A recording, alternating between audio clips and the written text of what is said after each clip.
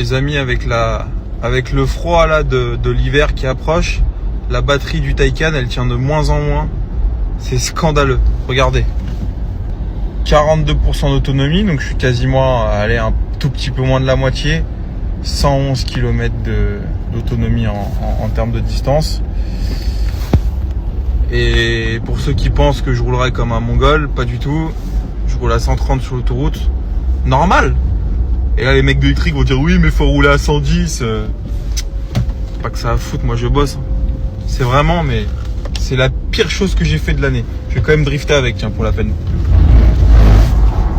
Hop là. Par contre ça drifte bien. Je vais essayer de filmer. Hop, ça se place. Hop, gaz.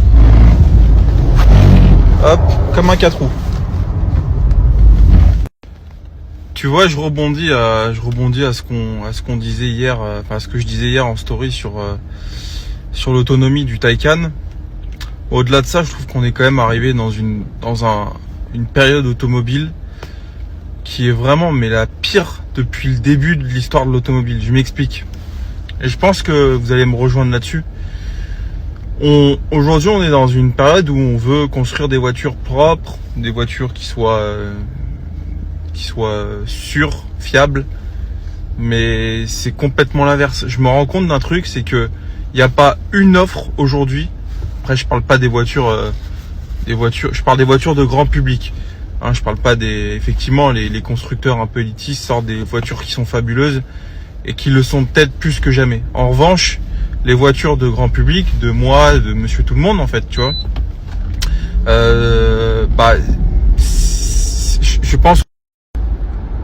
je pense qu'on traverse une période où l'offre est la pire qui n'ait jamais existé. À savoir que les voitures sont de plus en plus lourdes, donc il y a une énergie nécessaire qui est demandée pour déplacer les voitures, qui est de plus en plus importante. Du coup, on a des autonomies qui sont ridicules. Mais je parle pas que de l'électrique, l'électrique en fait partie bien évidemment, mais tu vois, aujourd'hui les gouvernements poussent notamment avec les leviers fiscaux qu'on connaît, à acheter de l'hybride notamment. La plupart des gens achètent de l'hybride, ils savent même pas pourquoi, ils savent même pas s'en servir. Ils rechargent jamais leur batterie électrique pour faire leur trajet quotidien. Ils installent pas des bornes pour. Je leur jette pas la pierre, c'est pas eux que je jette la pierre, c'est pas aux consommateurs. C'est au gouvernement, au AUX, pas un seul. Et évidemment aux constructeurs. Je ne comprends pas à quoi jouent les constructeurs. Parce qu'au bout d'un moment,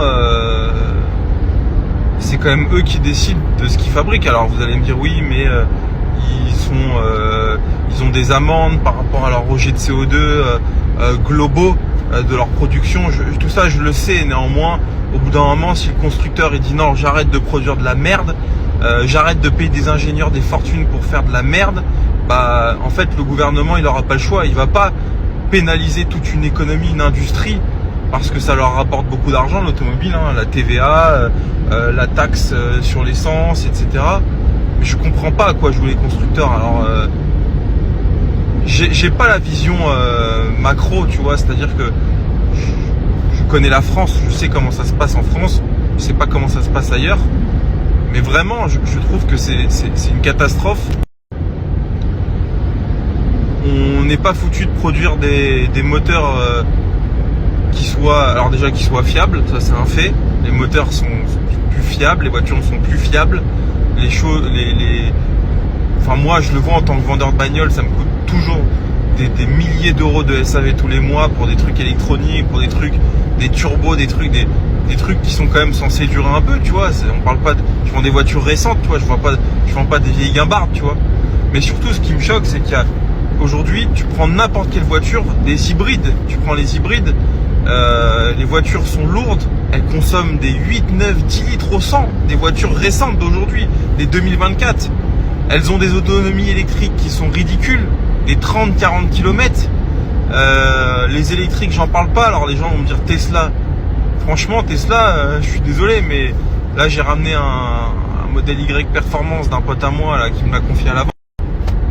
Bon, t'as en moyenne à 25 kW au 100, c'est énorme. La batterie, je crois qu'elle fait 80 ou 90. Bon bah l'autonomie elle est quoi, 350 km? Mais c'est quoi ces autonomies de merde? Enfin au bout d'un moment faut arrêter, tu vois ce que je veux dire? C'est pareil. Pour moi, aujourd'hui il y a qu'un seul truc, c'est le diesel. Mais les essences, tu vois, je regardais Automoto là le week-end dernier là, ils essayaient le Dacia Sandero, des voitures on ne peut pas plus populaires, on ne peut pas plus grand public, on ne peut pas plus dans l'air du temps, tu vois, petit moteur, voiture légère, pas trop de techno, pas trop cher, tu vois ce que je veux dire? 7,6 ou 7,7 litres au 100. Mais en fait, frérot, c'est ce qu'on faisait il y a 15 ans, en fait, tu vois ce que je veux dire? Il y a 15 ans, tu prenais un Golf 4, non, les Golf 4, ça a plutôt 20 ans, je pense, même peut-être un peu plus. Bah, ça faisait 7 litres au 100, 8 litres au 100. Mais sérieux, c'est abusé. Je trouve que... Donc aujourd'hui, moi, je regarde pour acheter... je suis un consommateur de bagnole, tu vois. Mais il n'y a rien aujourd'hui qui conviendrait, un, à mon utilisation, deux, à un pseudo-avantage fiscal sur ma société, parce que il s'agit pas d'acheter une voiture. Tu vois, je prends un diesel qui roule bien, un Golf GTD. Enfin, je te parle pas d'une Rolls-Royce fantôme, Golf GTD, tu vois, c'est pas non plus waouh, tu vois. Fiscalement, c'est une catastrophe pour ma société. Je suis sûr que ça consomme au moins 8 litres au 100. Et en plus, ça vaut 60 000 euros. Ah, frère, où va l'automobile? Je te jure, je déteste l'ère qu'on vit dans l'automobile. Et en vrai, on parle des malus.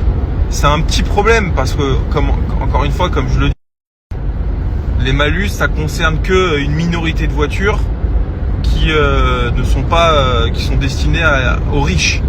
Bon, on va pas, tu vois, c'est pas un réel problème. En revanche, là, l'ère dans laquelle on vit, l'automobile, il y a vraiment plein de problèmes parce que, en plus de ça, c'est de l'hypocrisie, c'est un leurre. Ça veut dire que même les voitures aujourd'hui qu'on achète, elles polluent peut-être même plus que les voitures d'avant.